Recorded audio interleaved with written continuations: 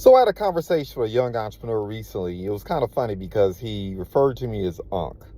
And I'll admit, sometimes I forget that oftentimes when I'm out here in these streets, I am sometimes 2 decades older than a lot of individuals who are out here getting it in. And anyway, it was entertaining. And he asked me, he says, why are you so bullish on Detroit? At a time where you're getting close to a point where you could relocate, you could get up out of here, and quite frankly, relocate to more fertile soil, at least when you look at it from the outside looking in. And what I share with them is simply this. And I love Detroit. I don't want people to get it twisted. I love the city. I love the culture. It's what birthed me. It's where I get the grit from. It's where I get a lot of things from. And I just think Detroiters are some of the most beautiful people in the world. That's why anywhere you go in the world, you can always point out a Detroiter. But what I share with them is simply this. I said, look, man, when you weed out all the people who are just lazy, right? They're not willing to get up at 4 or 5 o'clock in the morning. They're just not willing to put in the work, right? I call them McDonald's people. I call them Haagen-Dazs people, right? Always looking for a shortcut, always about consumption. They're just not willing to get out here and really get their grind on, right? Once you weed those people out, the people who are always looking for a shortcut, always looking to get their hustle on as opposed to really seriously building a business, right? Looking to give, trying to get paid as much as they can to give as little as they can, right? Man, that's another conversation for another time. But anyway, once you weed out the people who are allergic to reading, they can read, but they're allergic to it. They're allergic to intellectual conversation. They are allergic to being knowledgeable, and they have like an almost intrinsic hate and disdain. That's really low self-esteem for individuals who did take the time to learn, took the time to verse themselves, took the time to do what they needed to do to develop their intellectual skills and know-how, right? Once you weed those people out, the people who don't like to learn, right?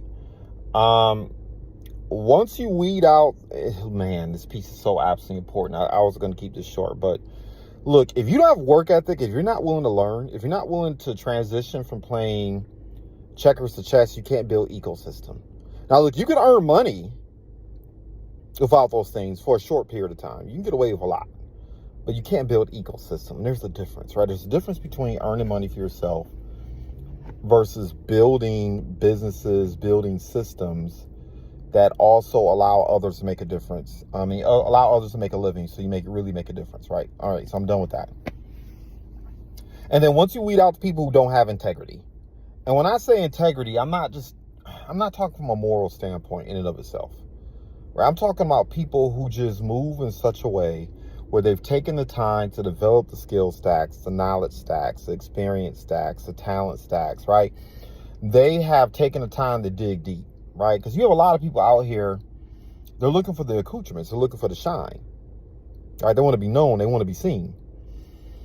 And success is kind of like, metaphorically, it's like a tree, right? The tree grows up and it grows down. You see what's above ground. You see the fruit, right? You see the leaves, you see the aesthetics. But keep in mind that tree is also growing below the ground, right? So individuals who are willing to do the road work, people willing to put the time in the gym, people who are willing to sacrifice they need to sacrifice, learn what they need to learn, grind the way they need to grind, before they become noticed, develop the skills so once they show up on the stage, they can execute and deliver. Right? That takes integrity. That takes consistency. That takes a willingness, once again, to invest the time, right? To give yourself time to cook at your pace, not worrying about what other people are doing, but at your pace. Once you weed those people out, look, let me tell you right now, there's not a lot of competition left. There's not a lot of people left. I'm out here in the ecosystem. I'm out here, from time to time knocking on doors. I'm out here, pounding pavement periodically. And I'm looking at a lot of individuals who are here 5, 10, 15, 20 years from now who are eating and now they sitting on the curb, right? And it's usually because one of the three things I just mentioned. And so that's why I'm so bullish on Detroit. Yeah, we got a lot of people coming in from outside of Detroit, who quite frankly are looking at Detroiters like lunch, like a meal. But there's still time for those who are willing to execute, willing to pay the price, willing to learn what they need to learn, willing to take the time to invest and build an ecosystem as opposed to a quick buck. And if that's you, you can crush it here in Detroit, right? The competition is very minimum. You go to other cities and other states where this conversation is just par for the course. People already know what time it is. They know what's up. It's not the case here in Detroit. You can still get it in because people really don't know the value of the real estate, the value of the business owners, the value of each other, for a million different reasons. I'm not going to go into that. So that was my message to the young man. That's my message to you listening in. Have a fantastic day. I celebrate your success in advance.